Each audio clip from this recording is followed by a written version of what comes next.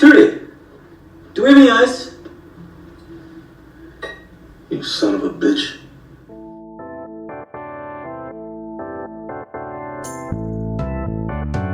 Anyway, sometime in the summer of 48. No, 1932. No, 1939. But when I say I want the moon, I expect the moon. Because he was caught with chewing gum on his pubis. World handed to us on a plate, and then you swing in on a chandelier, drop your pants, and crap on it. You're a very, very gifted storyteller. I killed my CO. You have lost your mind! The hell are you supposed to be? Because Scouts honor.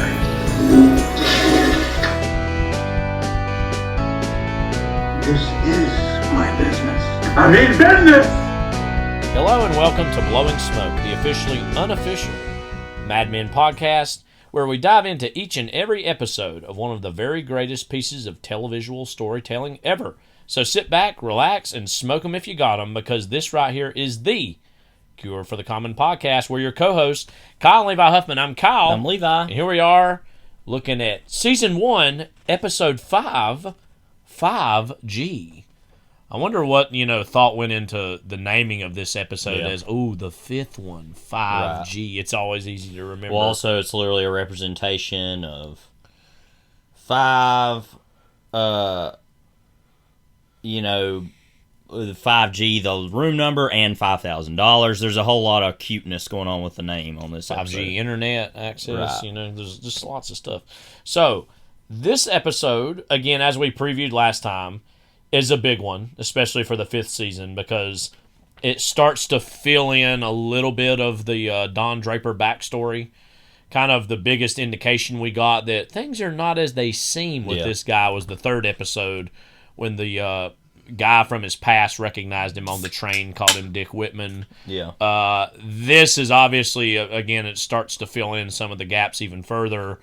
But what I love about this show, as we've already talked about, is, obviously Kennedy versus Nixon at the end of the season is another big episode that fills in a lot of gaps, but even still, that's not the whole story with Don. Right. There's even more in Season 2 that gets filled in, and that definitely fills in a lot, but then there's even more later on. So, I mean... Yeah, this is a big episode for confirming that he literally is not who he says he is.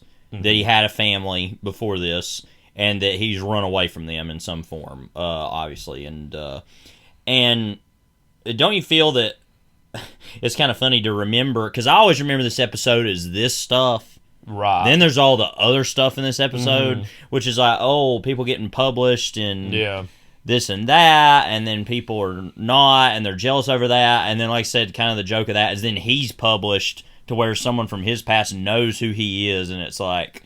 Yeah, the idea of people getting published, wanting to get published, kind of is an almost sick joke of like, this is what happens when you actually do. Or as Matt Zarstot's talked about in his recap for it in Carousel, about how it's like they're all talking about having secret lives or whatever, and Don's just sitting there watching them, already knowing that his other secret life is literally falling apart, or has the potential to do so.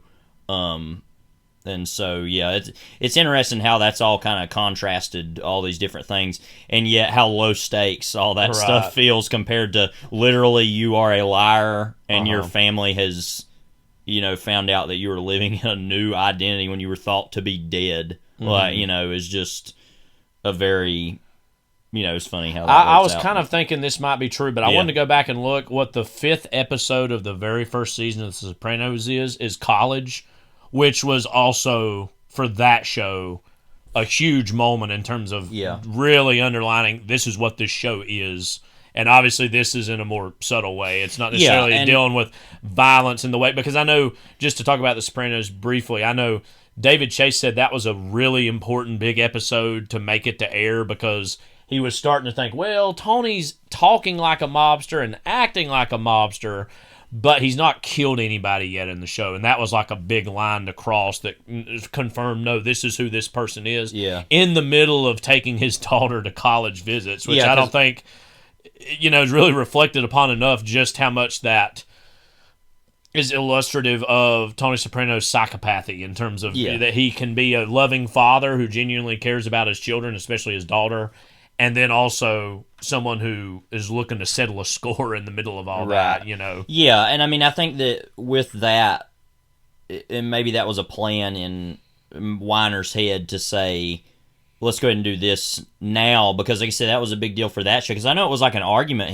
that Chase had with the network about whether he will kill that man or not. And he's like, of course he will. That's what the mafia is. I think too that the network, that was like one of the few battles he had with the network. Actually, he didn't have that many, because they kind of, after the success, especially the first season, they kind of, for the most part, let him do what he wanted, which is the way it should be. And like that, there's like, well, like, can we make it where the guy's like still dealing drugs or something? Like, it couldn't just be that the guy left the life and was minding his own business, and maybe he ratted on people in the past, but he's just like living a life now that's crimeless. Like, no, let's have some, and he said he like acquiesced that there's a moment that implies that might be what he's doing, but he's like, it was all stupid and just thrown in there to make some executive happy, basically. Right.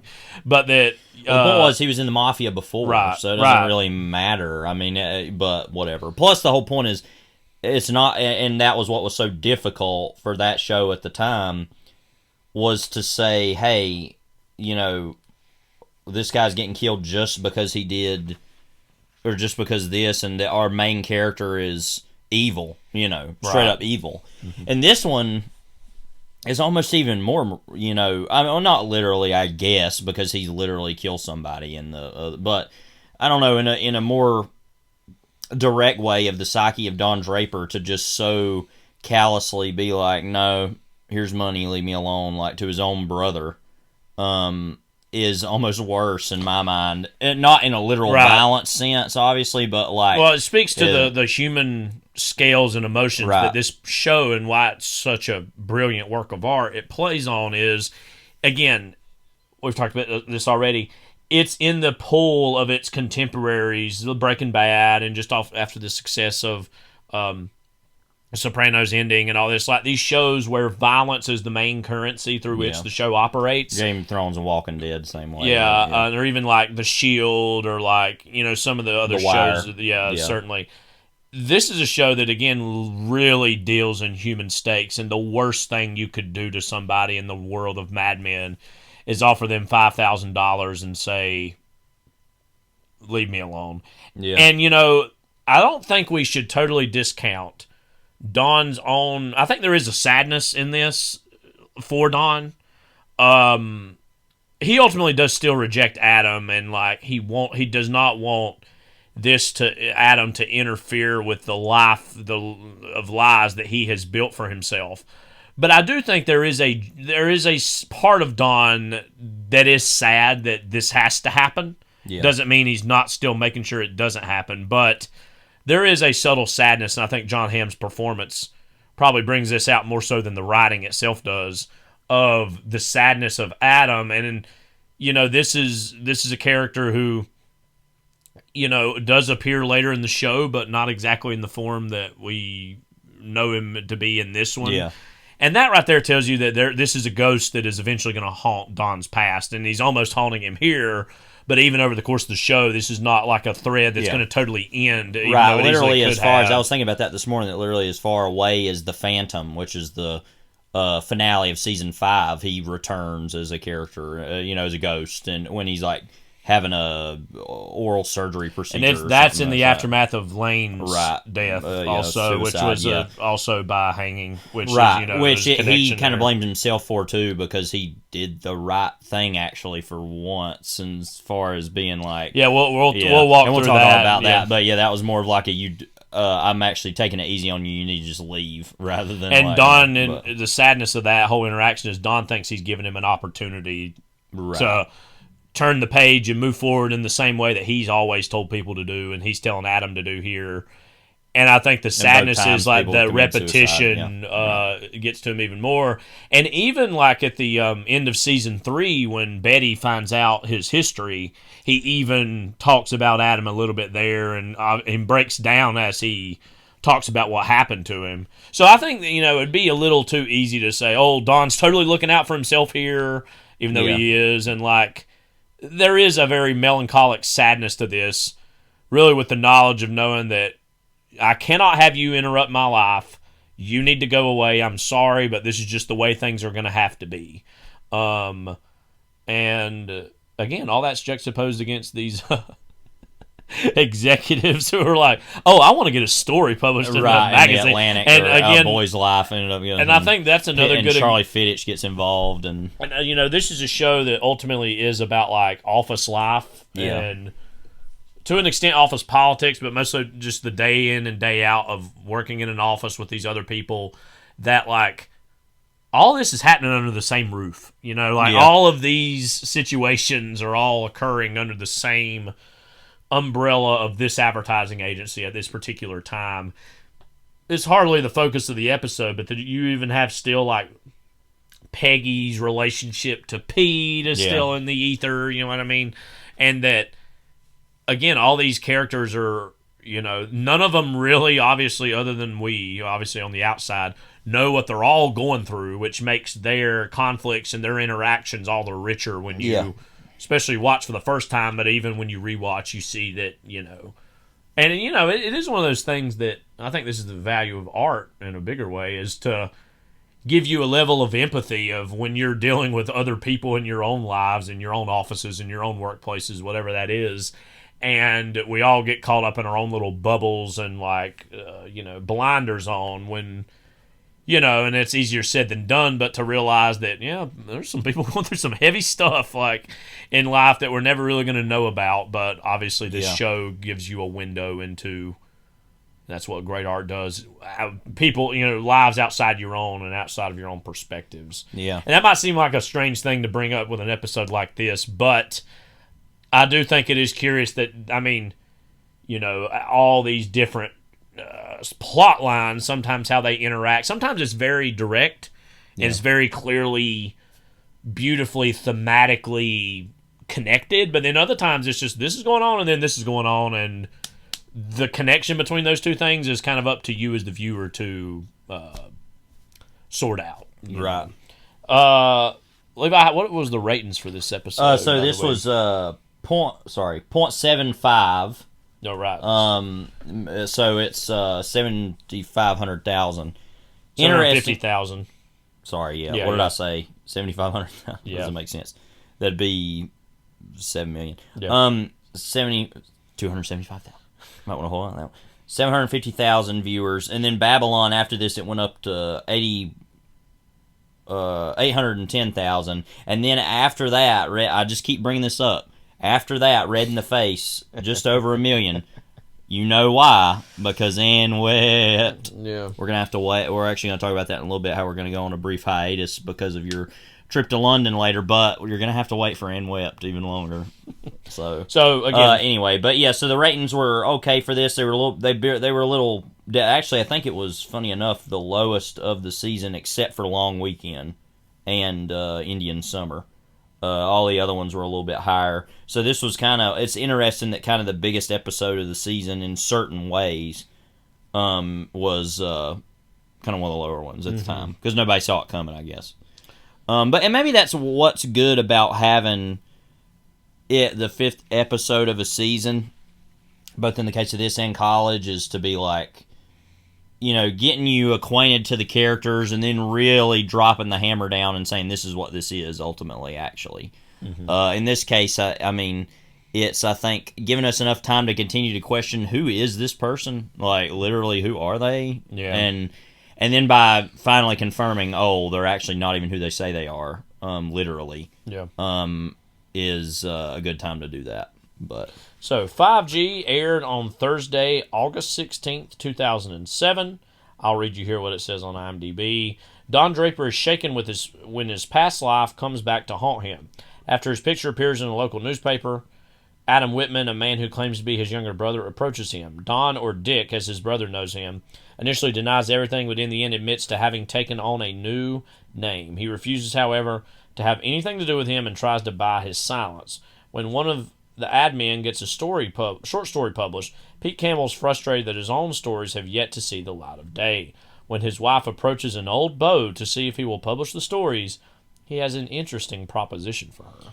There's only one other section I want to add to this, which is Pete overhears a startling conversation in the office and shares the secret with Joan. So this is kind of starting to be the whole recognition, and there's some of that with Betty comes into the office at some point. She's talking about meeting Peggy and just in general, that whole like, and then their relationship is kind of interesting throughout the show because they barely ever interact. Well, Betty in general very minimally interacts with the whole office, but then whenever they do, it's interesting to see later on in the show how like there's that whole situation where Sally's left at the office or by herself, kind of season 4, and like that all that happens, and they kind of interact then.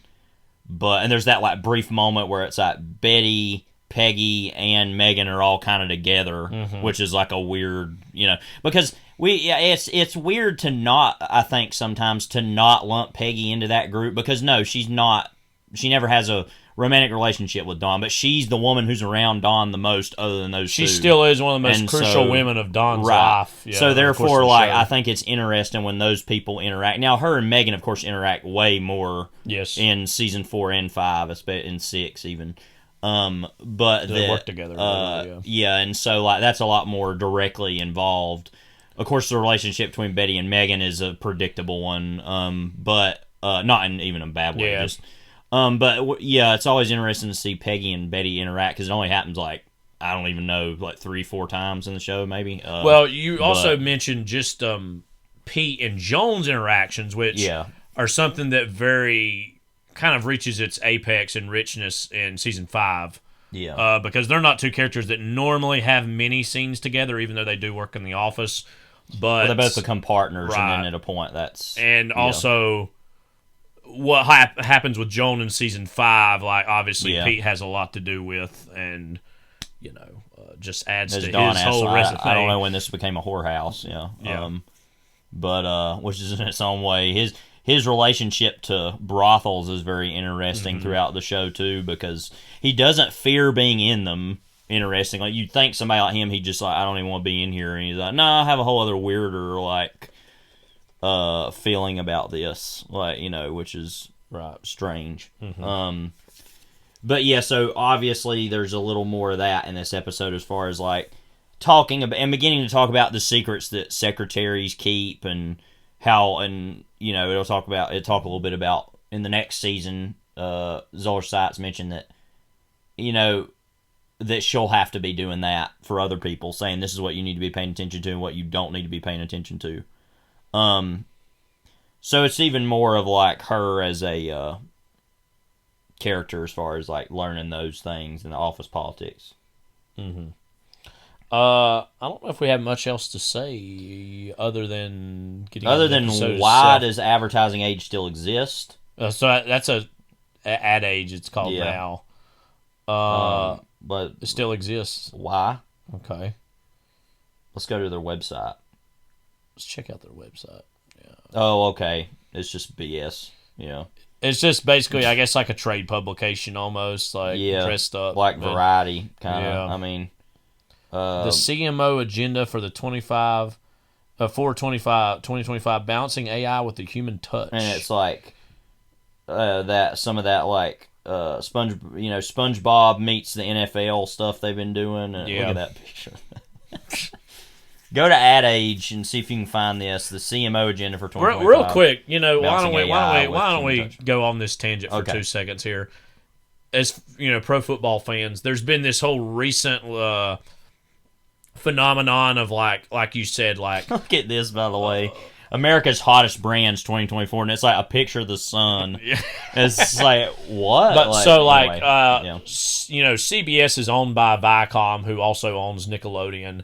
A while back, they did this like whole simulcast of an NFL game. What is it, the Super Bowl too, wasn't it? Didn't they do that? Yeah, they've done multiple. Where it was like they Nickelodeonified basically the game and like made it with like slime and They were kind like, of doing that, I think, during the playoffs, and it was kind of leading up to. And again, that was on Super Nickelodeon. Bowl. It was not on the regular CBS Right. broadcast, of course. And then recently, ESPN did this whole Simpsons like AR, They did, augmented reality They did viewing that, of and the then game. they also did that Toy Story version of it when I it was in forgot about that. Germany, I guess. Yeah. There's too much going what's on all in this- that what's situation. all this Let me about? just once again explain a NFL football game in Germany that was augmented reality of Toy Story at Were- like 10 in the morning. Were they on trying a to think like we Sunday. need just to get people a way to watch the game? You know, I'm not even going to be as much of a crank about this as I could.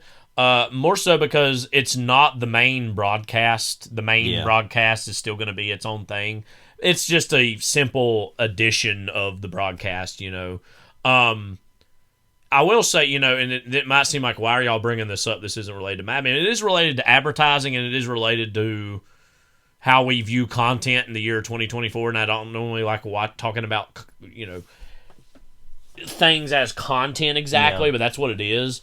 Advertising of these various brands. Again, I'm not going to be as much of a crank about it as I'm making it sound like, because, you know, it's like in addition to, it's a supplement to. I would never watch those things personally. Like we've talked about, like the whole idea of the Manning cast, where it's like ESPN2, like it. You know, they have the regular Monday Night Football broadcast, which is like Troy Aikman and Joe Buck, who I don't even watch most Monday Night Football, mostly because I'm watching Raw then. But even before I got back into wrestling, I wasn't watching Monday Night Football. Appointment viewing for me wasn't necessarily. I love Joe Buck and Troy Aikman though, and like it makes me really I angry miss in a that deep they're level. not They're not on the Fox Fox anymore. America's Game of the Week, because that was always like those were the games I always watch. Usually, are the 4 o'clock games. I'll sometimes skip the 1 o'clock. Well, and also after years of watching those, like my default setting in my head is, oh, Joe Buck and Troy Aikman. That's just what football sounds like at 4 o'clock on a Sunday, and it's not anymore. But the whole idea of the Manning cast, I think it's actually a cool little idea where it's like, oh, the Manning brothers, and they bring on the Creed brothers, people sorry, from wrestling thing, like the football world to come in and talk about it. I think that's actually a cool little idea. I don't watch it. I see clips of it the next day, but like. Yeah, and that's fine. That's a version of this where it's like a supplement to the broadcast. Yeah, but it's just two people. You can still watch the regular game though, like, and it's just them talking about it, and that's fine. I mean, this, and I'm not even saying I'm totally anti this. I just think it's funny. Like Moe's a linebacker sacking people. Did you see that? Like there was clips like Moe's highlights. And like somebody made a little video on Twitter of like, well, well, the problem I don't think it's a problem. At least the Simpson throws a touchdown right. pass. Well, if I go back, and that's a whole different thing because that's just literally altering what the game is in a fundamental way. When you're doing that basic like Nickelodeon, like putting slime on everything, I just think it's funny to do that because it's like, if I remember correctly, I don't totally remember, but I think they were doing that for some playoff games, and it's like, that's even weirder than the Super Bowl because it's like literal seasons are hanging in the balance. And it's like, ooh, slime, ooh. Yeah. And like, if they saw that, they would be pissed off, you know. Like obviously, the players. it's meant for kids. Right. Like, so it's just kind of funny to me that, like, even the Super Bowl's like, well, you got there, so even if you lose the game, you still want to win. But it's like not even as high stakes as playoff games are, I feel like. To even get there is a higher stake than actually Wasn't there like a whole thing that I think during the Super Bowl version of it they did that like, it was like Patrick was like roasting some of the players or whatever, and that was becoming this content that people were laughing about. And then something. there was that meme of they made out of Travis Kelce screaming at Andy Reid, and it said, and one of my favorite one was a caption that said, "You're making me look like a jackass in front of SpongeBob and Patrick." Like, it was like, so yeah, they were kind of doing some of that stuff at the time, and yeah, it's just totally insane. And like, it's literally like Space Jam is a real thing. Almost. That's actually a good comparison to make, right? Yeah, and it's just like. It's stupid, but I kind of love it because it's so crazy and ridiculous and disgusting. It's just like, you know. But I mean, also, I'm just like, no, I'm not gonna like. If I just want to watch the sport, I don't care about all the other crap. But I guess if that's what it takes to get kids interested in sports, but then I laugh because I'm like, well, that's what most kids are. Well, I'll give you an example. So I'm standing talking to a student I really, really like, care deeply about. I've known him for 2 years. He's a soccer player of mine. I don't have him as a student, but I know him really well. I talk to him regularly. And I was, we were up at Belk doing the, for the Beta Club, ringing the bell for Salvation Army, and I went out to supervise it a little bit. The person that runs the Beta Club asked me if I'd do it, a couple of us. Anyways, I'm there, and I'm talking to him. And the reason I was going to bring up, there was a reason why I was bringing this up. I can't remember why at the time. I said something about, have you seen the trailer for Nosferatu yet? He shook his head and said, you'd think this even funnier if you knew him. He's like, nah, I don't care about that crap. He literally said.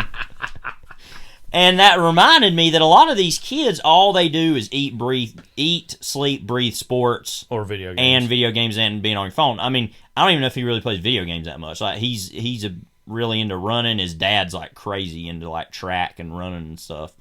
So he does a lot of that stuff and then just probably plays video games to watch TV. But that reminds me, I'm like, yeah, you don't really need a whole lot to get kids into sports because they're not like kids 20 years ago who were into sports. Or, back in the 20s when they were into sports. Or, I guess kids have always been into sports. So why do we need to add all this stuff to it? You know what I mean? I guess it's all part of the TikTokification of everything where it all has to be added. Everything has to be augmented and added on to. Yeah, I guess it's too, there's the novelty with the technology right now of like the whole augmented reality. Oh, you can just take this other thing going on and just plant like all these things in it. And look how well, it just looks like a video game. I mean, it looks like I could just go play Tecmo Bowl or Madden or something. Like I don't have to watch this. It's and it's a slightly other thing, but it was this season. Or no, it might have been. It was either this season or last season. The MLB. No, it was this last season where they played at like a historical Negro League field. Yeah, in Alabama, I think it was. Was it Ebbets Field or? I can't remember where it was. I think it's but they like had part of the broadcast was in like black and white and like was this. No, that was in Brooklyn. Yeah. I'm trying to remember. Yes, I remember what you're talking about. And hang on, let me look that up. I honestly don't know a whole lot about baseball. So they had this revival game, and I don't even remember who the two teams were. You could probably like Negro League MLB 2024. See what comes up. No, not the show. Yeah, because there was a whole little thing of that. But Louis Cardinal. Wait, what? Rickwood Field. Rickwood Field. So MLB at Rickwood Field, a tribute to the Negro Leagues. What were the two teams? It was the St. Louis Cardinals and the San Francisco Giants were the teams that played. But they had like this whole thing where it was like the first few innings or something were in black and white, and they made it look like this old school broadcast on TV. Another thing, this is slightly different, but a few years ago, they did the Field of Dreams game in like in Iowa, I think it was. Hold on a minute. I don't think they did it this past year. MLB at Field of Dreams. Yeah, where near the filming location of the 1989 Field of Dreams in Dyersville, Iowa. They had one in 21, 22. They did not have one in 24, but I think they're bringing one back in 25. I just remembered, this was after Willie Mays had just died right. Before they had this game we're talking about at Rickwood Field. Mm-hmm. Right. That was around that time.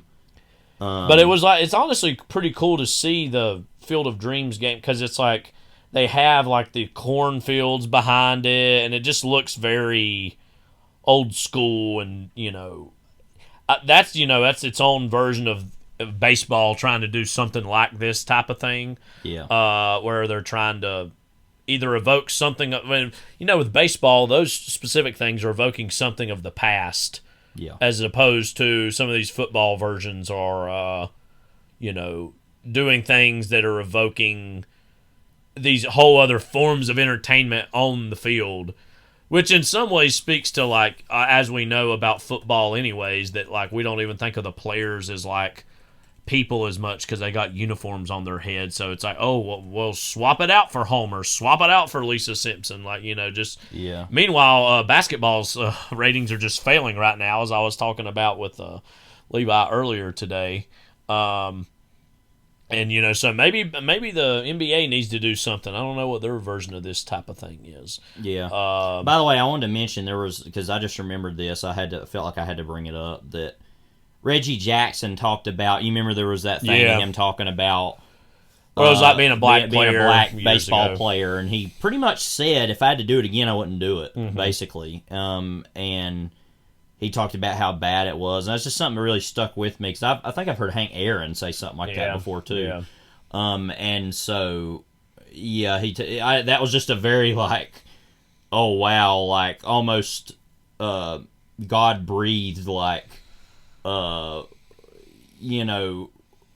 happenstance that was all thankfully said on a broadcast celebrating the Negro League. Right. Even though it's celebrating it, to also be like, yeah, but this is what all this actually meant and what it was like to be black and play baseball. Like even through the last 40 years, I mean, past all that. And so anyway, yeah, I mean, it's cool. Anyway, sorry to take it that serious of a place, but when we're talking about making an ad of ourselves in front of SpongeBob and Patrick, but no, but all these are versions of sport broadcasts that are trying to do something ancillary to the sport. You know what I mean? On the field while the game's being played. Because NFL ratings are again about as high as they've ever been. Are consistently one of the few things that the networks can count on nowadays. Again, as I said, it's become a story more and more in the last few weeks. Basketball's ratings have really. I was not taken aware a of huge that. dive. But yeah, I think baseball is remained fairly the same. I know that some of these new rule changes have actually led to a little bit of increase in popularity. Well, I've been watching more baseball. I mean, I've got. And also, more there's a into lot of baseball big than I stars used to right be. now, like Ohtani and Aaron Judge, and Right. So there's a lot of reasons why baseball's actually subsisting, if not going up a little bit. Basketball, honestly, a lot of people just tire of the drama queen nature of basketball players too. I think that's a lot of. It's just so outsized and ridiculous. I mean, because I remember when they were having that. Well, I mean, they've had a bunch of them, but I remember they had this big basketball player strike back when I was a kid. I was pretty young, and I remember being like, even then, I was like, what does a couple $1 million really matter to you? Like, this isn't like 19 White Sox or something where they're not making any money. A lot of people's frustration with modern basketball is the combination of these mega deals with the whole idea that they're taking load management and they're not playing as many of the games. Oh, I'm going to take the night off, and they're getting paid more than the players have ever been paid in the sport. While there's other players who are literally working really hard all the time and they don't get paid as much. Right. Yeah. I mean, I'm sure there's the same thing in wrestling. Anyway, do you like the fact that Pete was able to get his story published in Boys Life? Next to Exploding Cigars. Well, it just adds to his... chalk this up to another Pete Campbell resentment. Don't you think this is kind of like a whole John Irving kind of story too that it talks about, where it's like a talking bear? There were literally some John Irving stories that were like talking bears in them, wasn't there? Yeah. And it's like, I bet later on when he was reading that, he's like, I came to that independently, I came up with that. Or whatever. And but Sites mentioned this in the recap, and something we pointed out too.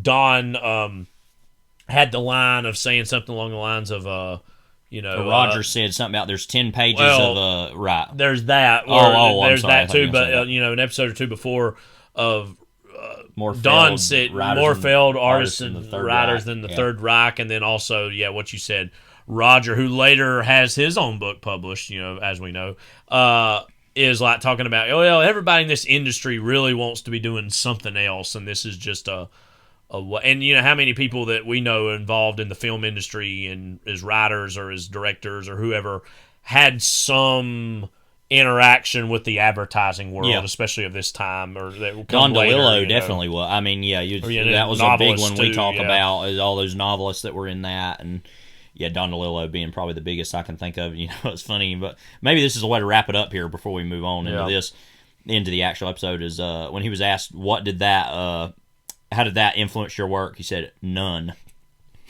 I think he's being a little cute with that answer because you read a book like White Noise, and that whole depiction of what the supermarket is. Was it Americana about literally about advertising agency or something? It's about an advertising guy a little bit. Right, who like goes and makes a movie or whatever. Yeah. That whole. So I mean, I think he's being a little cute when he says that, of course, because there's clearly. Right. But at the same time, I think he's like, but also I just kind of. Or he ultimately sees the advertising world as one that is devoid of value, and his whole writing career has been a response to trying to get that value. Yeah, well, back also he for came himself. to writing at an older age too. I mean, he talked about that. I've seen in interviews of him saying, I kind of said where he started reading, he got like a job as a like security guy at like a kid's playground or something, and he just sat and read all day.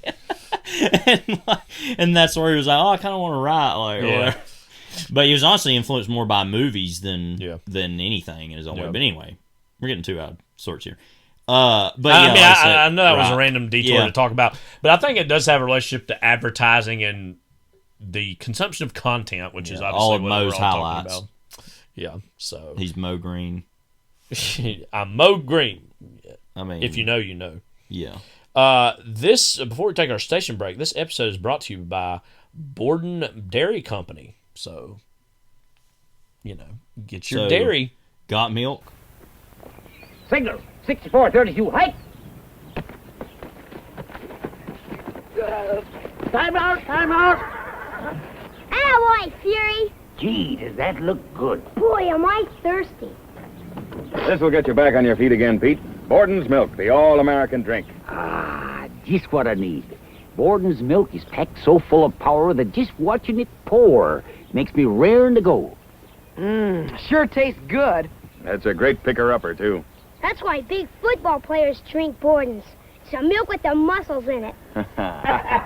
Say, let's try that play again. Come on, Packy. Hang on to it, Pete.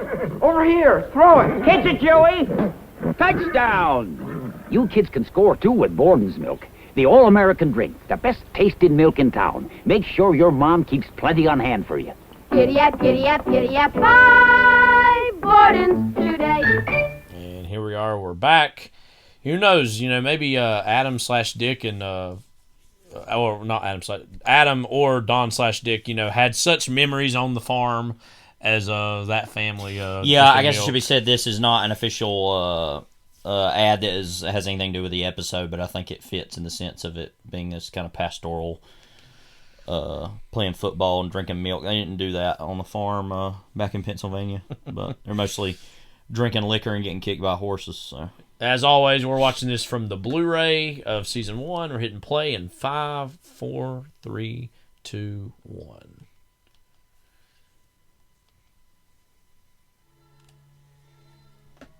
Here he is, starting back over every time. I wonder, it's like, what more can we say at this point about... It'll probably be like Season 6, Episode 3. I'll be like, wait a minute, like, something, There's something about that name. How do you like Special that guest dame? appearance, John Slater. How do you like that dame? It's fine. Okay. It's all going on inside of his head. Okay. You got the little SIG. That SIG. Written by Matthew Weiner, directed by Leslie Linka Glatter.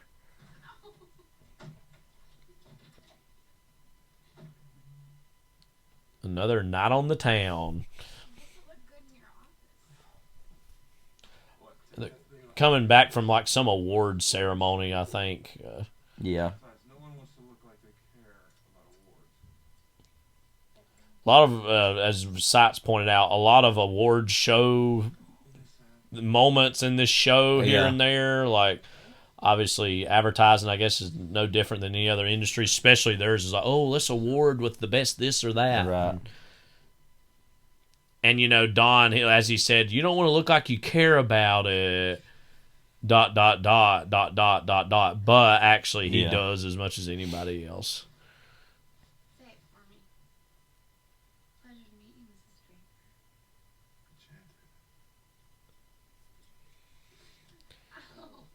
Mrs. Draper, which one?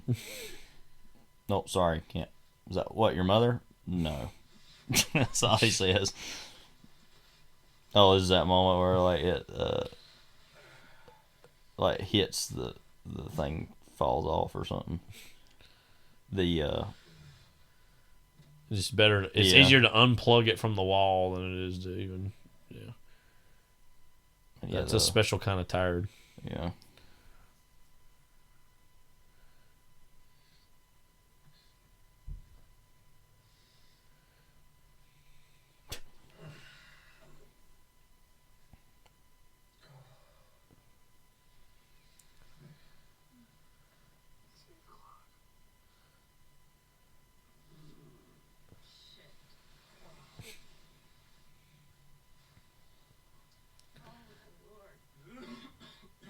Had a bit too much to drink, I see. Mm-hmm.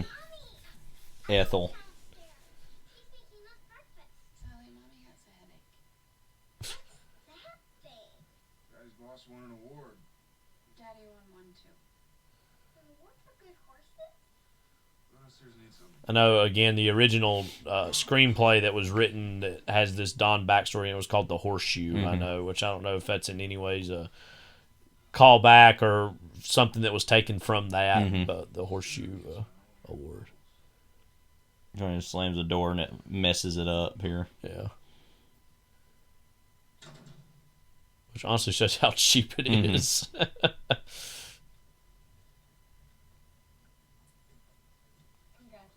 Mr. Draper. Thank you. I hear advertising age ran a picture.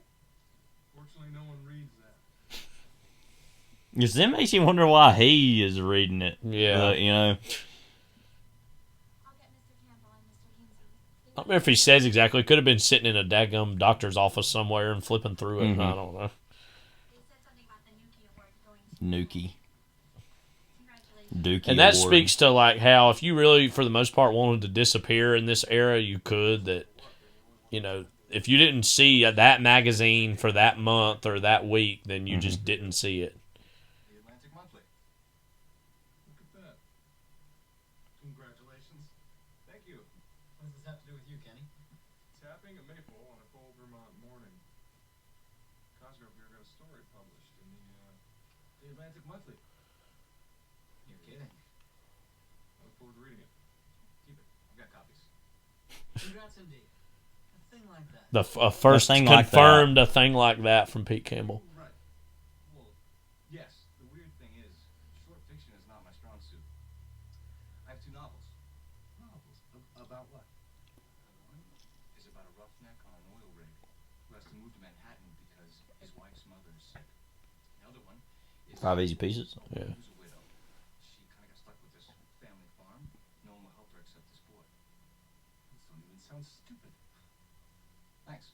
People sound good. This is also our first indication that maybe Ken Cosgrove is not all that he seems, because the first few episodes he's just a total, you know, just looking for the next booty basically in the office space. Mm-hmm.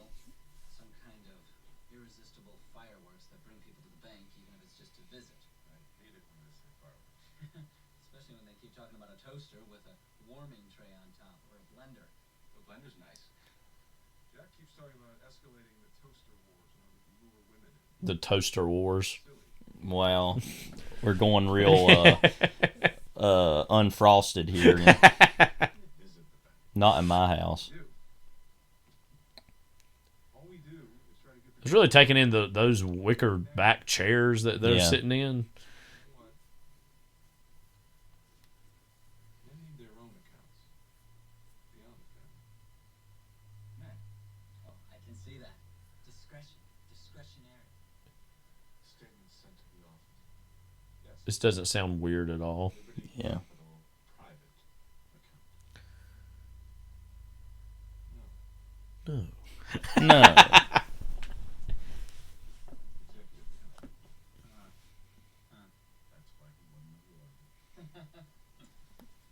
Executive. It's just for, your own special private slush funds, like, of debauchery. Your own special private slush funds for CIA operations. Bix Beiderbecke. And or adultery. Want Mr. Beiderbecke? Me. And don't ask who or you'll spoil the mood. Bix Beiderbecke. He's a jazz musician. Yeah, I was wondering. Trumpeter, she said.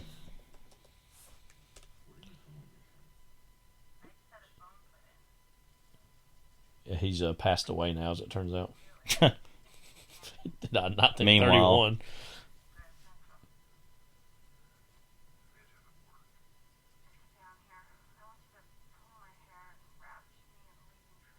I love then this moment where he like walks out and he's like,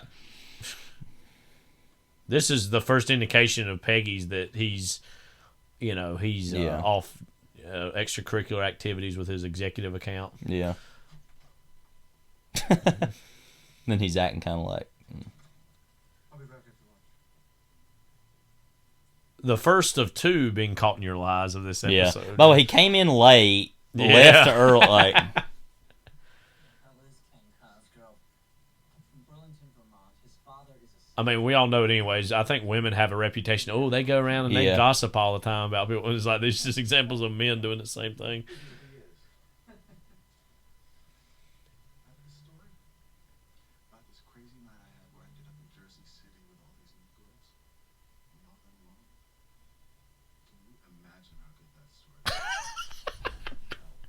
Yeah, especially because he's supposed to be the liberal of the group too, you know.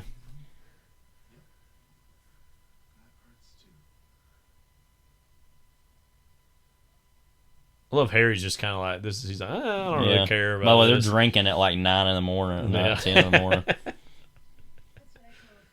You know, that's just so much ingrained in the DNA of the show. I don't even think about often enough how early in the day it normally would be. It's just like, wow.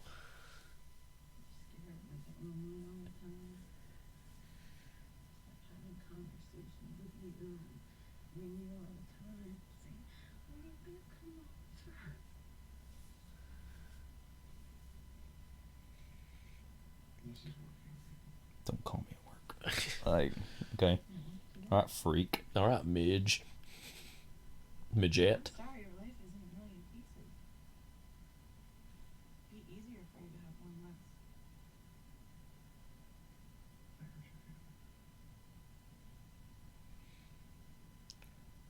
less. Bix Butterbeck. I wonder if he was on People Are Funny.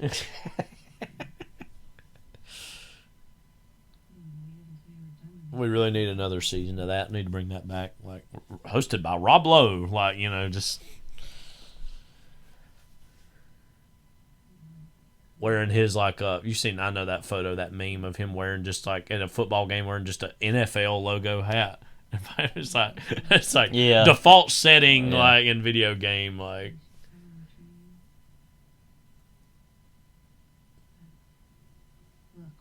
But yeah, I guess when we know this anyways, watching this show so many times, like Don, like if you come in late after winning an award, you have a meeting, you go, you might come back later, like just you could just get away with doing that, like if you're him.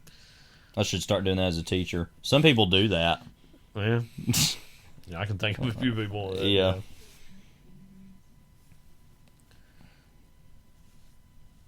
They hardly have their carousel level speeches. At various points, but making her read that. What's wrong with it? Just tell me. I can tell you don't like it. Oh, I do. But I love that you're sitting alone at your typewriter, putting a scotch, thinking it up. But you don't like it. I mostly read the classics. It seemed strange to me. It's too modern. Really? That's kind of a compliment. But I don't think you mean it that way. Drinking his little milk. Yeah, and his little bear stories. He looks like in his a little boy's boy. life. The bear is not talking. It's what the hunter imagines the bear to be.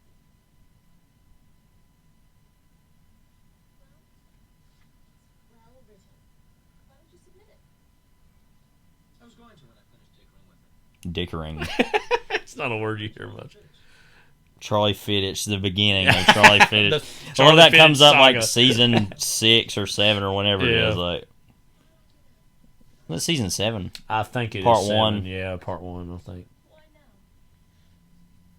Do you know who Ken Cosgrove is? He's kind of like He's an accountant. the Just like Andrew Campbell of this episode. Where he's like, makes one appearance, but then later on is referenced to. Are you a writer?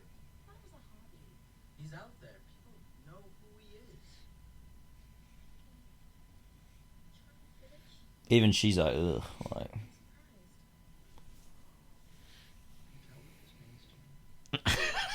It's so creepy. This is just one of another instance, like with him and Joan later. It's like, you will do what this man wants you to do because I need this thing to happen. Like, the epitome of creep. Somebody needs to make a fan cam of Pete Campbell with using "Creep" as the background song. You know.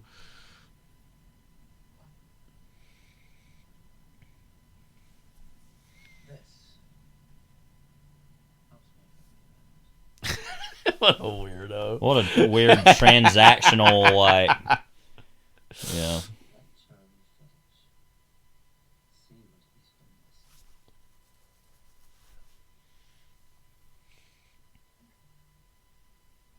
Just so gross, though, for real. Like, yeah.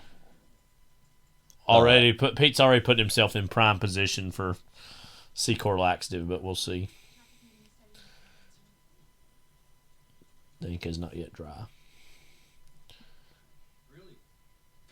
Just show up late. What else is new? But then later he's like, "Yeah, don't write anymore." We're like, what? Yeah. You know, okay. The story itself was not much to my liking, but I think it showed an uncanny understanding of what most people like. I guess so. What'd you get paid for that? $100? About that. I'll keep you working here. So, Miss Holloway. Anyway. Let's start with me tag, Mr. Cosgrove. Do you want to complain about the copy now that you're a big writer? Production needs 50% up front. And we're waiting. It's all these little digs they're all making towards him. It's just like... Well, I spoke with him last week, and I've checked with him again this afternoon. Aren't you good? Rio de Janeiro. The double page spread we ran in Life and Town and Country was so successful. A lot of magazine talk this episode. It's back when magazines were important.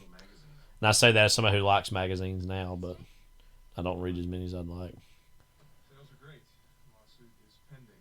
You're the one who's supposed to keep an eye out on what's happening in Washington after the election. What's that? Wait to see who wins first. Do you mind? His name is Adam Bigman. Dropping that. Tell him, where is he? Reception.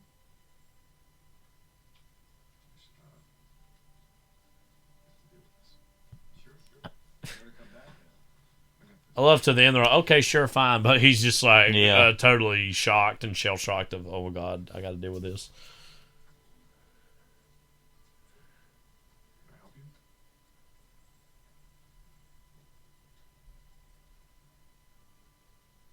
It's like he's like trying to marshal the confidence to deal with this, too. It's really you. Nick. I can't believe it. I know what you're talking about. I know, I'm grown up. Nick, it's me. It's Adam. Your little brother. It's Don. It says Donald Draper. But I knew it was you. He reads advertising age. Like, I think it says a little bit what he does. I can't remember what it is. Works in Manhattan in the Empire State Building, I think, as a janitor or something.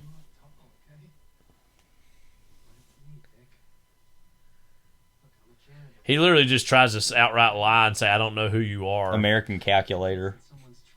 Yeah.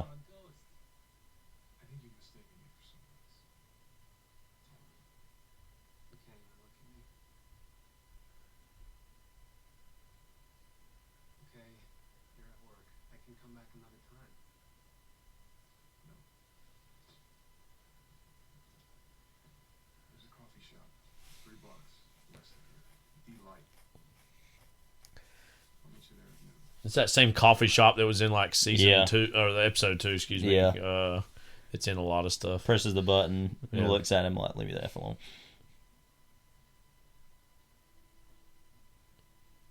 Receptionist kind of looked at Don there for a second. Like, Wait, who the hell's that? Well, let me put my mask back on.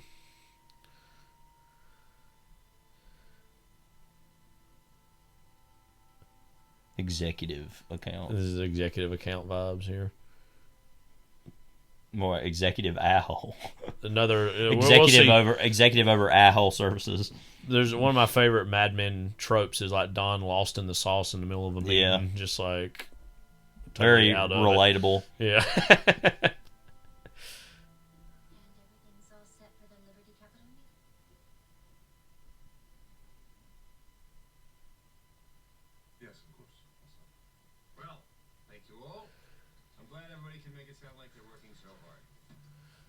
So says you. Yeah.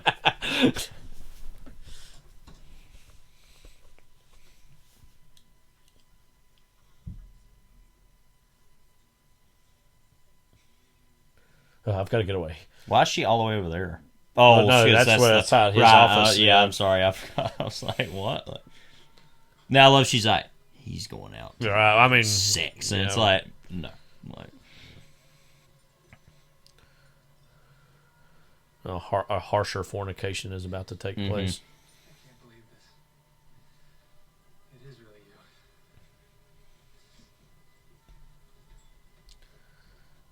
you. Delight. I always remember this scene. It's like playing more stereotypically 50s sounding music than sometimes what you associate with the show. Dick, I thought you were dead, and you're right here. That's not me. Can't you even say my name? Wasn't this actor like? Wasn't he yet another L.A. Noir alum? I think he probably was, but I don't remember who he was in it. But yeah. You might can hear our mom's cell phone ringing the Harry Potter theme, which is kind of strange at this moment. Yeah.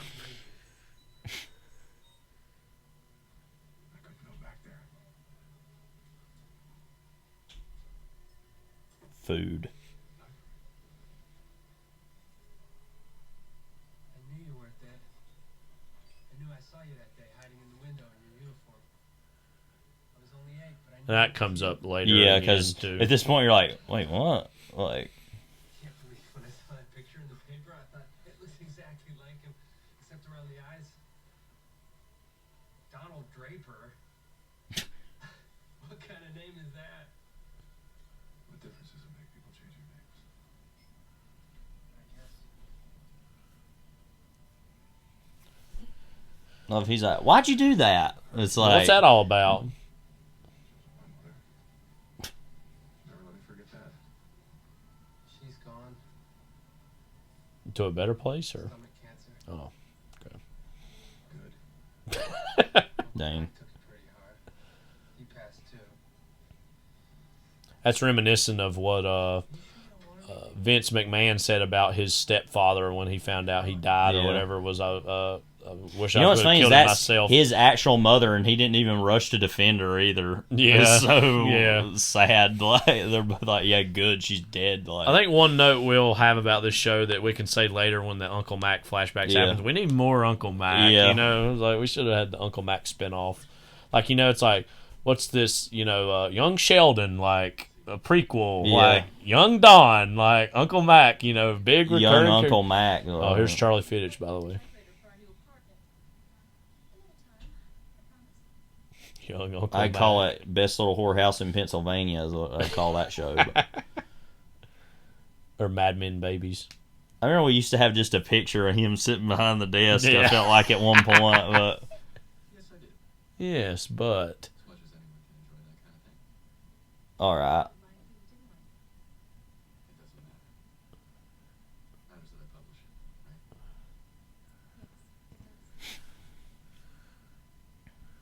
Have you been seeing Laura still? Yes. She's terrific. Cool. She really is. Thought a Preminger film.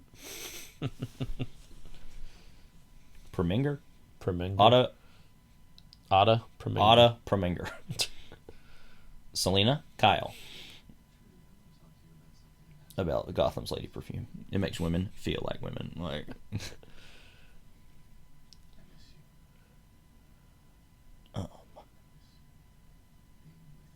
like where? Going to the fair or what? Like, what are you talking Necking with Charlie Fiddich.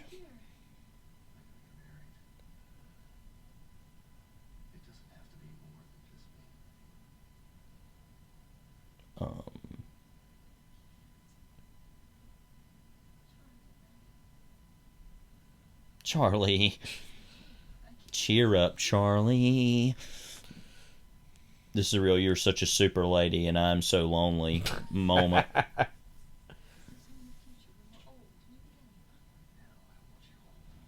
Dang.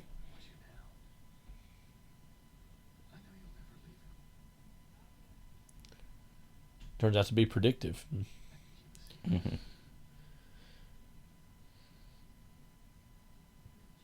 No Charlie Fiddich. Fiddich. Charlie Fettuccine Alfredo or whatever his name is. Okay. Hello. My goodness, you're Mrs. Draper, aren't you? Although you must be Peggy. I recognize your voice. So nice to finally meet you in person. This is Sally. Just looking at that ugly dress. Sally and Robert. Not Bobby, Robert. Is he in there? Not right now. Please go inside. But where is he? I don't. Well, I think he's fornicating, but I don't know.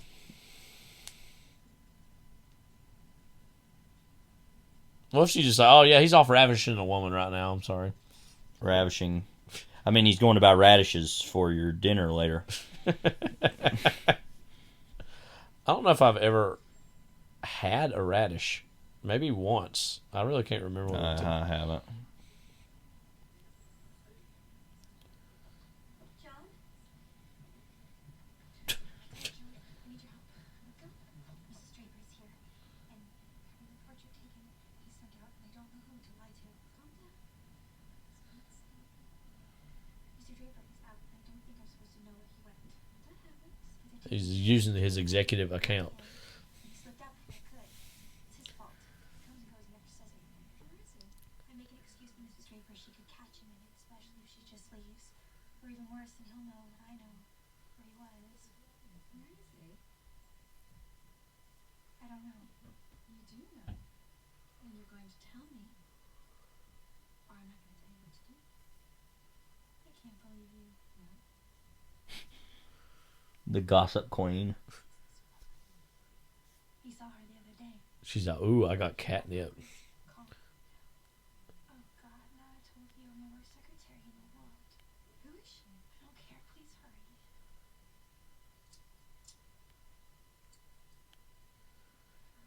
Peggy, use your noodle. You're making this so complicated. You go out there and you entertain her with rats. Get some Hershey bars from the cart. Hershey. You got one reason you forgot to remind him. It is the truth. And when he comes back, let him have an excuse. He'll have one. And then you just start apologizing for, well, just how stupid you are. It's probably what I would have done anyway. Oh God, no, I really shouldn't have told you. You shouldn't have told me. I'm not going to tell anybody, but you shouldn't have told anybody that. Joan has a special level of judgmental that she employs when she needs to. How I imagined it. I'm sorry. Keep saying you're sorry. Where were you all this time? I was busy.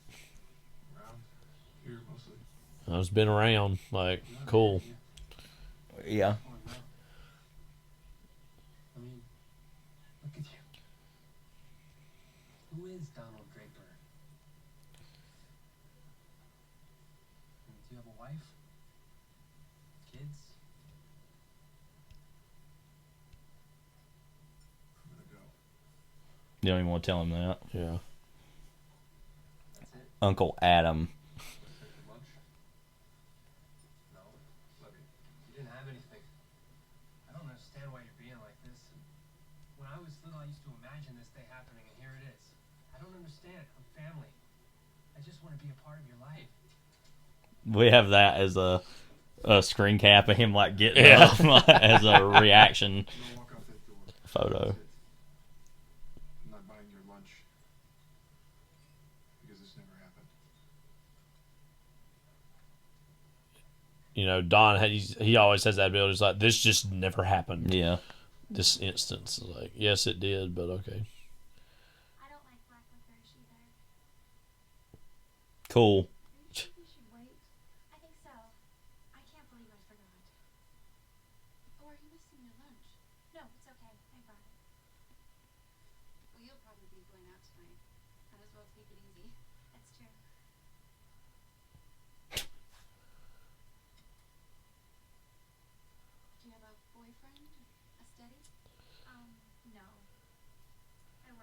No, I'm pregnant. I I work a lot. These instances of when Betty comes to the office, she just really just does stick out. You can tell she's doesn't belong in a world like this. Mr. Draper's office? How's it going? No, thank you. I'm staying in. Her first instance of like play acting on the phone, which she does a lot of. Yeah, she's very expert at that. Yeah. She's been listening to all those Bob Newhart records that were in the trash.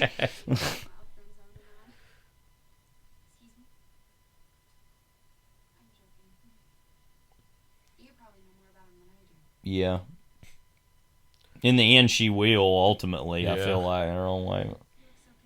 Well, no, I guess she ends up knowing more about him than many other people do. But.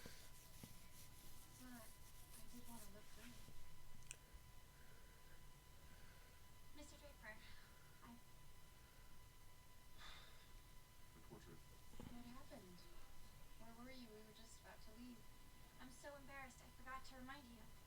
Oh, I forgot to check in before I went to the printer. I'm such a fool. I don't know where my bed is. I'm sorry, Mrs. Draper. I'm so sorry. Oh, we use some wet paper towels with the sharpen off before we go in front of the line. We'll have to do that on the way. We must be waiting for us. I do think it's interesting that Weiner chose to follow up that meeting with Adam with the going to get a family portrait and the lie that is basically well, it is and it isn't, because I mean it is his family, but it's these are awful. Yeah. Don was late. It ruins the whole thing. Carlton's always late. Oh, classic Carlton. You can see what's important to them. We're very important to them. Stop it. How'd you like being Helen Bishop's family? Well, let's degrade her some more for no reason. Yeah, I mean, wouldn't you do that? I mean, I think she's just bitter that she won the last episode. Sally looks fat. Not the last one, the one before, I guess. The worst part is Don will think they're fine. Here, maybe this one. Blow that one up. And hold you until the Christmas. they don't look too bad. Yeah. The color's off on these too. Am I ever wrong? I really expect the royal treatment when I go to Don's office, and I seldom get it. Dang. What? Walking into another country. Just so entitled, like. At Carlton's, I feel like I'm stupid. All that Manhattan talk. Imagine walking into the office Carlton works in and feeling stupid, like. Yeah. I guess the only thing dumber than being Carlton is marrying Carlton, though. Yeah. To be fair.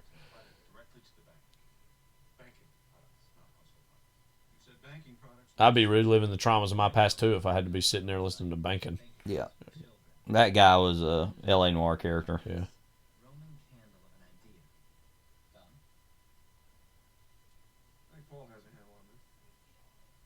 He's like, I don't want to do my job right now. That's what I do sometimes. I get kids to teach my class for me. No, I'm just kidding.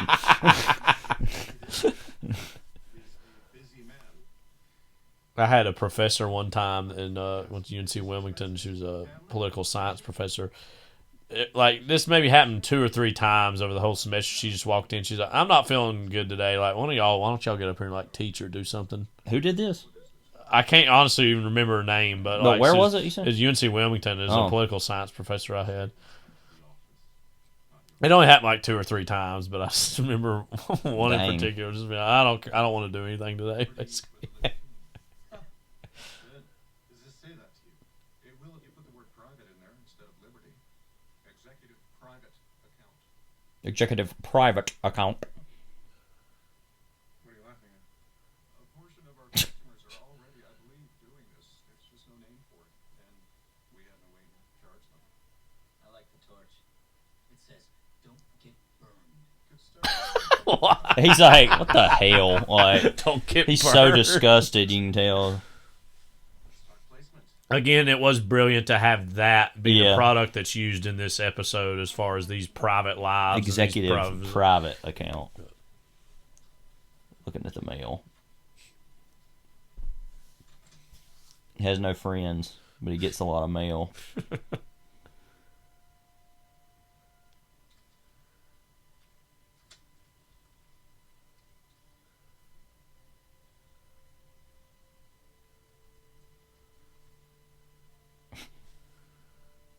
Yeah, that's definitely him. I don't remember when it's if it's this episode or later in this season where the shoebox is shown, where Don's little private shoebox he has in his house that eventually Betty finds. I don't remember if it's this episode or later in the season where that's kind of formally introduced, which represents the collection of his lies, basically. Rewarded. You know what? I don't have a copy of it, and I wanted to give it to my girlfriend. Right. You said you got like 50 more copies, right? Maybe I do. Maybe I do. It's on every newsstand in town.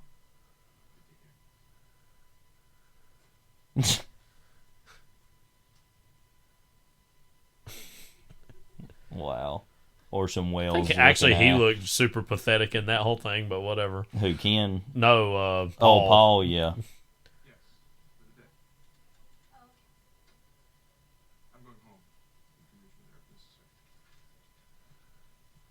Like, what the hell is his life? Yeah. Like, for real? I mean, like... Probably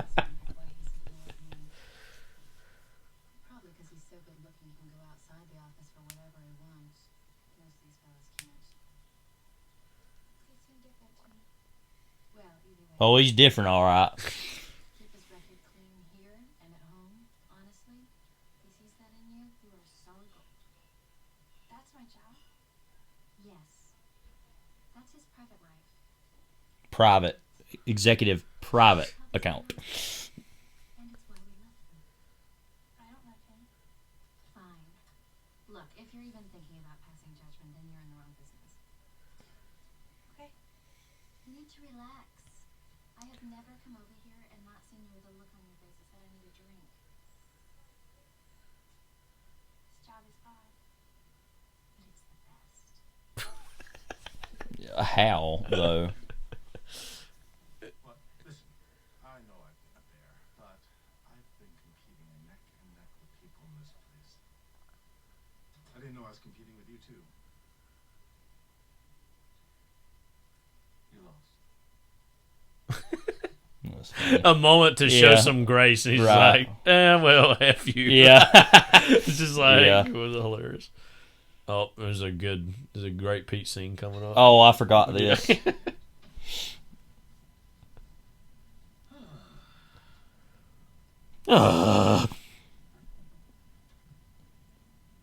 Imagine you wait for that to come home every day, What, Pete? Yeah, Pete Campbell. That freak of nature. Yeah. That, quote, freak of effing nature.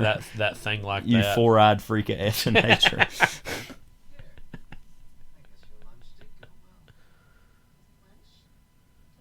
Told you that? So what did he say? Don't tease me. Boy's life.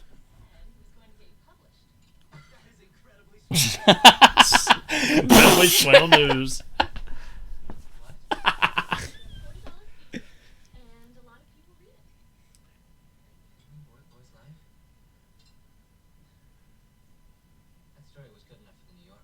The New Yorker? I doubt it.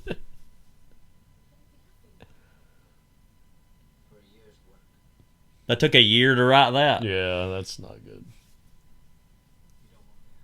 Oh my God. Ridiculous. Boy's life.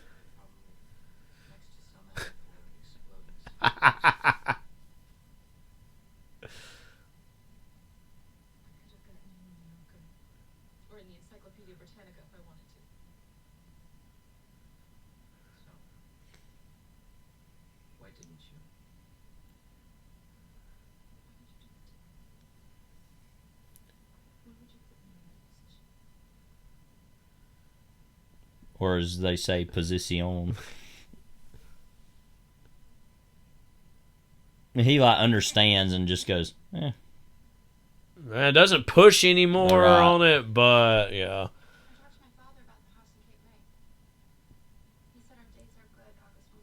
Who cares? I mean, that's good. I love that this shot, by the way, is mostly focused on Betty, and he's just like, whatever.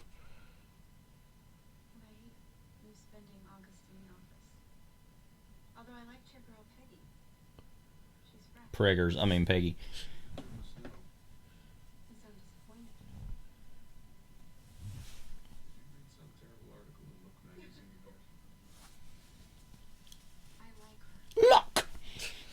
I got beans. Oh.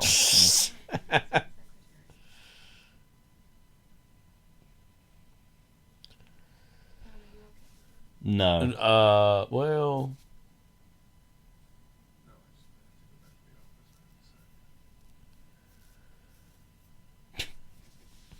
I didn't do any work today, so yeah. I got to go back and make sure it happens. It happens. Not happening. It happens. Yeah. Too much for him, it seems. Yeah.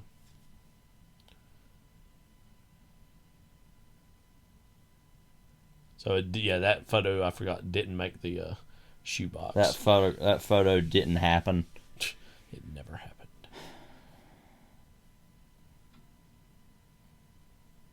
You ever think about that? How it's like when people destroy evidence of something, it's like, yeah, but it still happened though. Yeah. Now, whether people, I mean, it seems obvious, but whether people ever know that, it doesn't matter. Because truth is something that just exists. Yeah. It can't be not changed. for somebody like him, though. Right. Now, whether we know what truth is different, but it is something that is. Yeah. I feel like we get too complicated in conversations of that, about what is and what isn't.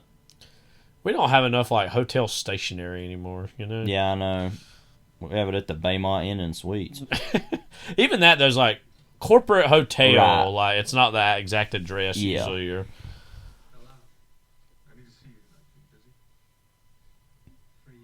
I mean, that really is implying that he's maybe going to kill him or something. Yeah. That he's going to get rid of the photo, first. I don't even know what you drink. Literally anything. Yeah, he drinks shoe polish if he had to.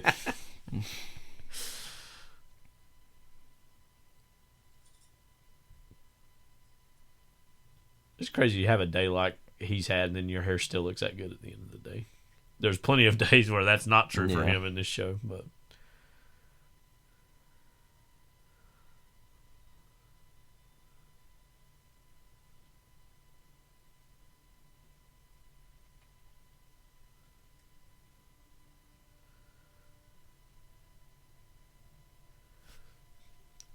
He's looking at exploding cigars. He was talking about. Looking at a copy of Boys Live. And some rubbers to put on the end of a gun. That probably wouldn't do anything. Just blow right through it. Yeah.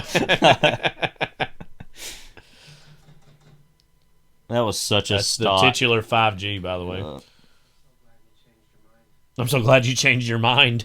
It's like you're just like popping out the door. I mean, I get it from his point of view. Yeah. It's very sad, but also it's like, this is really weird.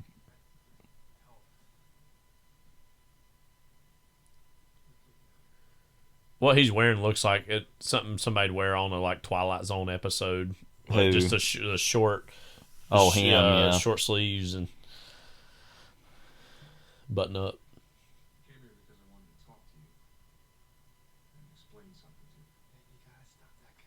A Route 66 episode.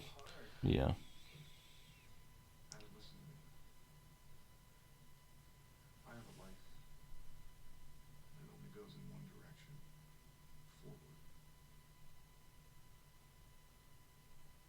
are you drinking? Gin. I found it in one of the offices under a couch. So you just stole it? Like, okay. I can take it. No Abigail, no Uncle Mac. Nobody. No. Strange. Implying like nobody's gonna Right. know. Yeah. Figure from that award you must be pretty important. I don't know, I guess. Well, everyone always said you were too smart for your own good. I don't think anybody ever accused him of that. You're not, are you? No, I'm not. Yeah, I mean, this is a pretty big moment of like, just, oh, wait, never mind. Yeah. It's 5G in honor of the room. It's 5G. It's like, I wonder if it had been 6G, if it would have been 6,000. Like,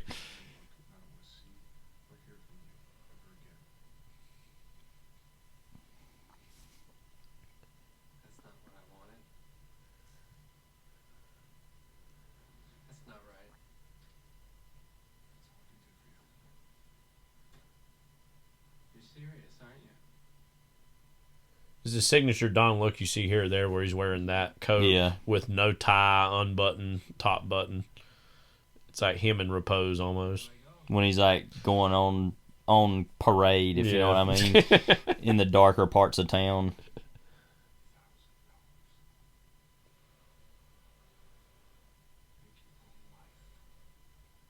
That actually is a lot of money. That'd be a lot of money now, but especially back then. I mean, and then next episode he'll be complaining, "Oh, Betty, you want this new mixer that's like $6? Like, don't spend that money." Like, actually, he's not really that kind of husband all that much, but still. Doesn't really care. Yeah, but that is a lot of money back then. Yeah.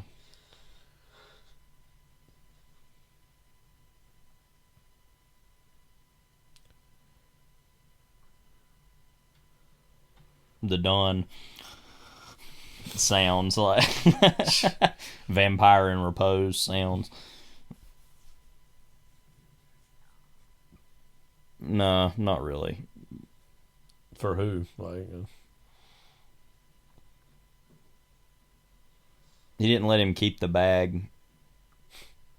So no, this is my bag. It's his running around bag. Yeah, it's his little goodie bag. I know at school when I do like Jeopardy, there's a few times I've like had a wild card like category, and I call it the little goodie bag. Like, yeah.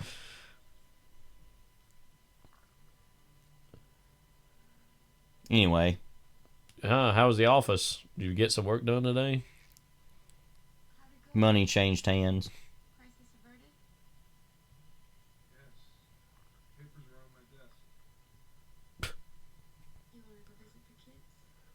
No. Not really.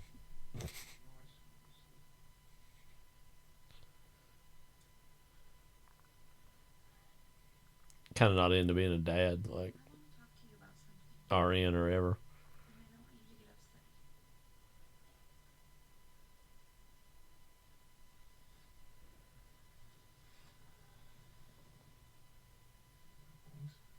I like those pajamas you got there. Mm-hmm.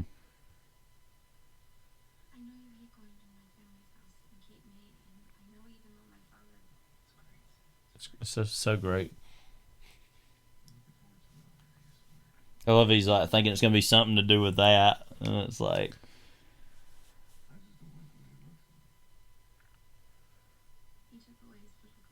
we don't see him till season 3. Yeah. But what a I'm run. glad what that a we run didn't he has know, done. yeah. We can have a conversation about him later, but Betty's brother also. Oh yeah. We need him and Pete's brother to be like have an interaction. They probably have a love affair. Yeah. Torrid.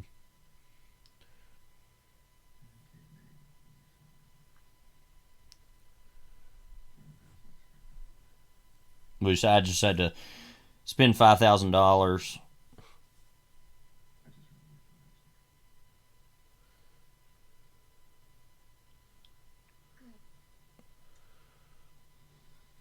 I just spent $5,000 to get rid of my brother.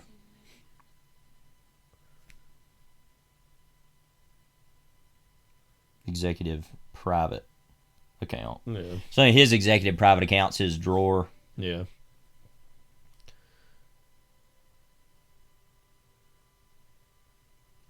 Very quiet, subdued ending. Yeah. So that's 5G. Great episode of the show. Signature episode again, specifically about Don and his larger backstory. I think it is important that they literally just ended it like that, and it's kind of just like, yep, that's it. And it's like, literally after what just happened, that it ends on this note. As mentioned in Sopranos earlier, it's a David Chase-esque ending, because you know sometimes how those episodes of Sopranos ended were similar to that. So, that's 5G. All right, Levi. Let's get into these character awards. So, first is our Lucky Strike Championship for who won the episode. It's toasted. Kyle, I'm going to let you go first on this one. This one isn't one you walk away I actually have feeling... a very definitive one, so... I'm going to say... I don't know. Ken Cosgrove, I'm going to go with. That's mine too, so... because he... You know, Ken Cosgrove's going to go on an interesting journey over the course of the show. Like we said earlier, this was his first instance of, he's not quite just one of the boys, one of the guys, that he's going to separate himself a little bit from the pack. And again, his literary aspirations come up later and are actually effectively used in one of the very best episodes of the entire show, Signal 30, so we'll return to that one day. Yeah. But again, I just think this is a really good episode of him standing out amongst the crowd in the office. And amongst the other horn dogs. And again, shows that he's still doing his job well, and everybody's looking at him, though, like, you think you're so better now, huh? Because you've published this story, and it brings out a lot of the worst impulses, specifically with Pete and Paul. Yeah. Harry didn't really care, and Harry's just like, yeah. I mean, I think the most reading he does in general is out the side of a cereal box, but or like the White Castle menu. Actually, he doesn't really need to read a whole lot. He's like, that many burgers? Yes, please. I think also just the line reading of, I've been competing with other people, and he's like, you lose. Or you lost, or whatever. Is pretty great. So, that was both very definitive for us, because mine, that was definitely going to be. So, Ken Cosgrove gets already 2. He's already tied with Don Draper. All right, so those are our lucky strikes. Secor Laxative Award for who lost the episode. You could look at this a lot of different ways. I'm going to let you take the lead on this one. They do. Every commercial block on air in the land of Lincoln is clogged up with laxative buys. I've got 2 big contenders in my head right now, so I'm trying to parse between the 2. I'm going to go with Don Draper on this one, because abandoning your own brother as someone who deeply loves and cares about my brother, totally unforgivable in my book. And also, like, that, he's not only doing that, he's like, obviously, we know this anyways, he's cheating on his wife, like, he's saying that, you can't look like awards really matter to you, and in this instance, it doesn't really seem like they do, but it just speaks to the rotting core morality of this character, that he's just has so many, things going on that he's, it just looks at, because the impulse is to say, he loves his current family so much, that's why he's pushing him away. Right. He doesn't even really do that either, though. No. You know what I mean? It's like, so what is this all for? What's this whole lie all for? And that's obviously an ongoing question that we're going to keep running back to over the course of the show. But, when I say this is a loss, I mean, I think this is all beautifully compelling writing and performance, and, what I mean? It's all leading to some great things with his character in terms of just the artistic value of it. But as far as pure wins and losses, I mean, again, he before the episode even began, he was just a winner. He just won this great award, and look how great he is, and he's got a picture in the newspaper, or, Ad Age, and it's like he's just considered one of these rising stars of this industry. And yet that can never compete with what a miserable person he is on the inside, as this lays bare. So, right. Don Draper. I've actually got a couple different contenders for this, and he would be one, but I'm not going to pick him. Part of me wants to say Pete Campbell. Yep, that was another one I was or thinking Paul about. Kinsey, Yep. either one of them.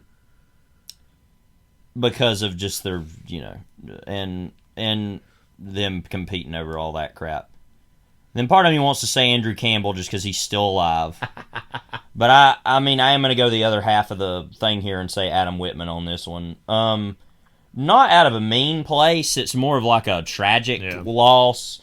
But he does come off as very, like, emotionally immature, kind of, well, I shouldn't say that. No, I don't think it's emotionally immature to try to find a brother. He has, like, a childlike desire to see and I think Don. that's part of it, is that it's just this very naive, kind of annoying, shrill take on life, which I don't think is quite a bad thing. It's just very, other than being kind of annoying, just very, like, and not serving him anything, obviously. And yeah, just the fact that he can't at all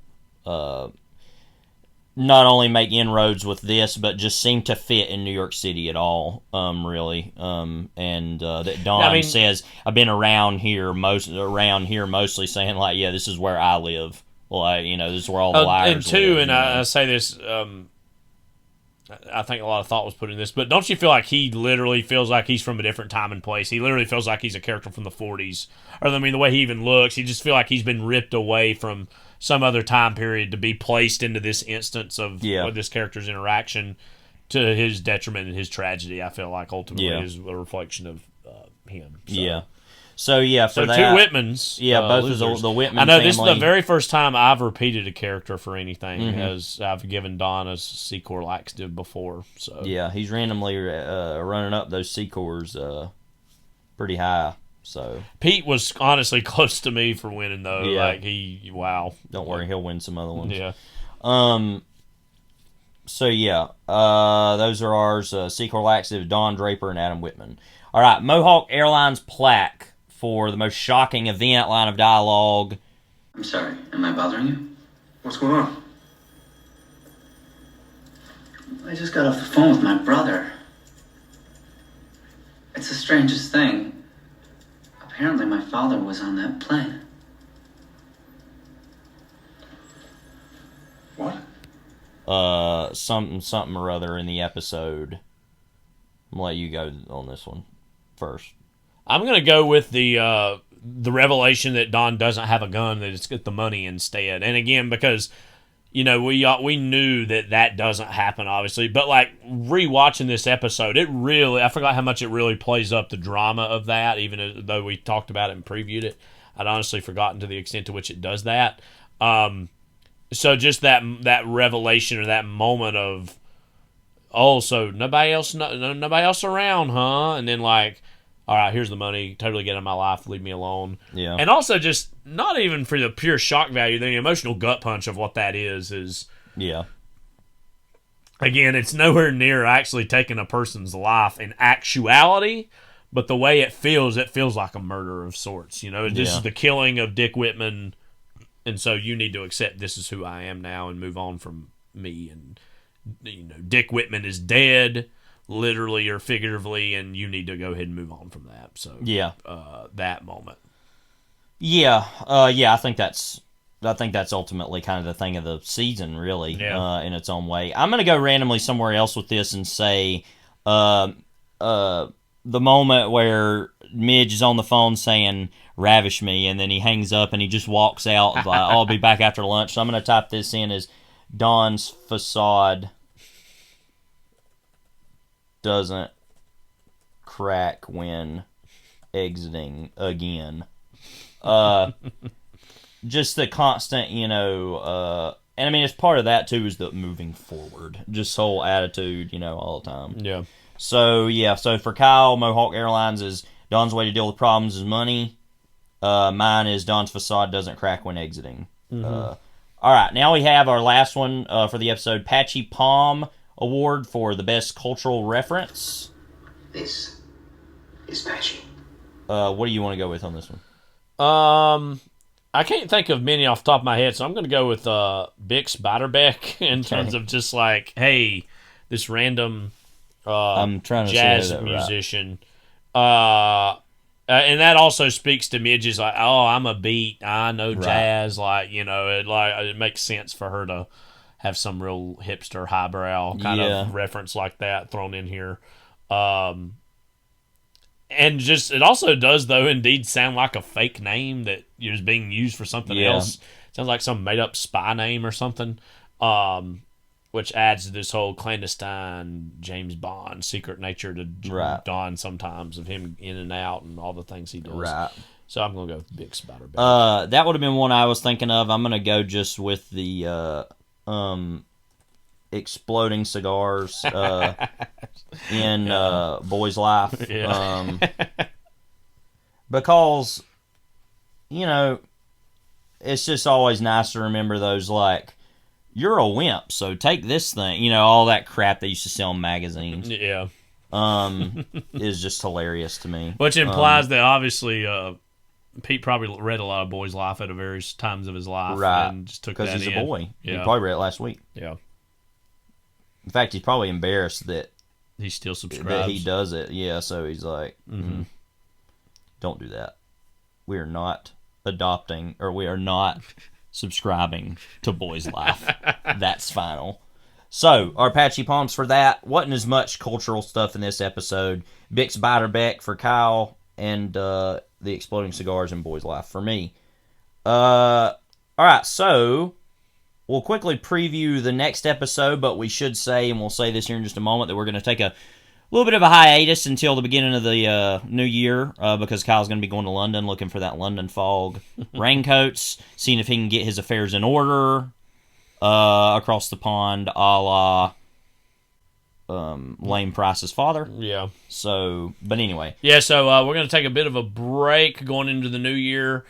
I just want to say before we preview the next episode, it's been such a joy. This podcast, we've been, talking about doing it for a while, and I feel like we've blinked, and this is already episode 6, and so like we've already, not quite halfway through season 1, but about a third of the way through season 1 now, and it's just been such a fun show. I mean, it's it's a fun show to do. Obviously, still Levi and I, and just to dive into this show to the extent that we have already, it just feels so rich, and our audience is just, it's not going through some meteoric rise, but it's continuing to grow week in and week out, and so just thank you for all those who have tuned in to us so far.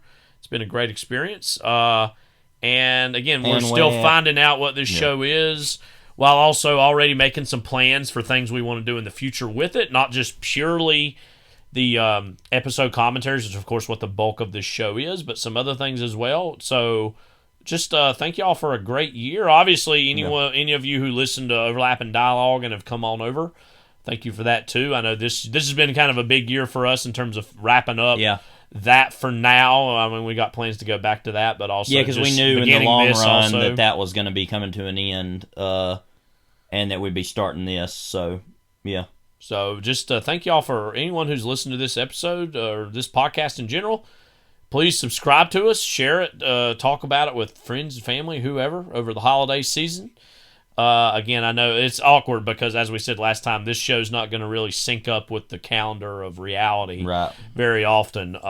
But we hope each and every person listening has a very Merry Christmas and a Happy New Year. We'll be back in 2025, so stay tuned for us, and go ahead and preview in the next episode Babylon, which Levi has been dropping a lot of hints about. So it should be said that the Jack Minton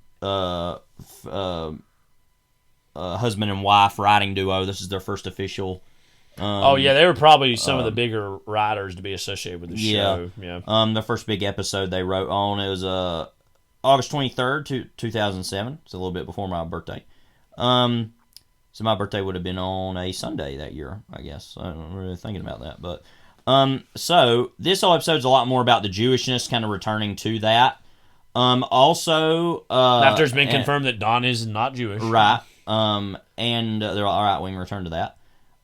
You also get to learn that Roger and Joan have an affair in this episode.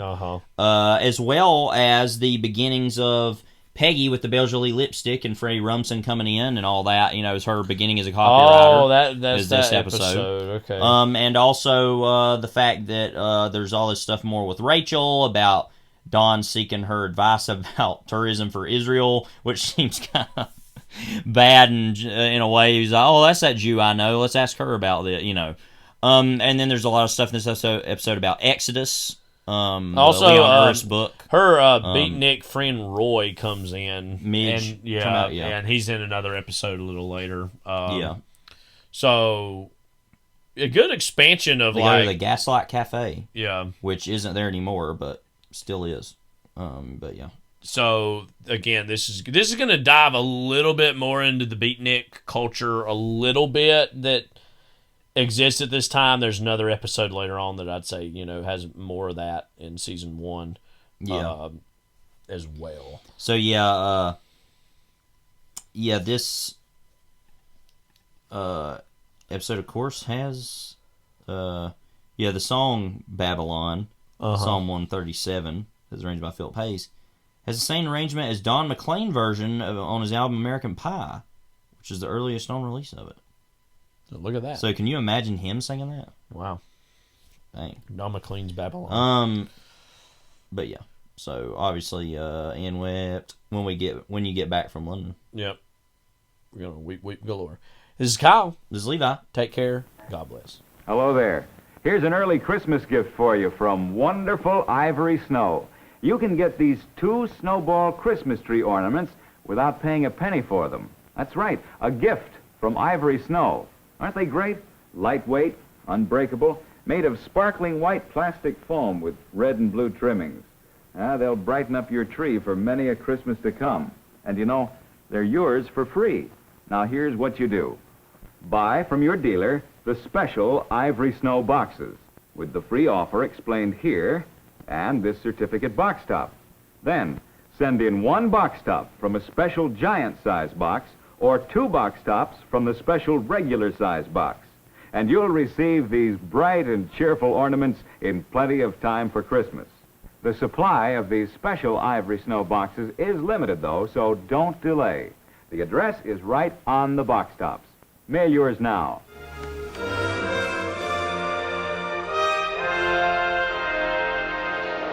And that concludes our broadcast day. You best be sleeping.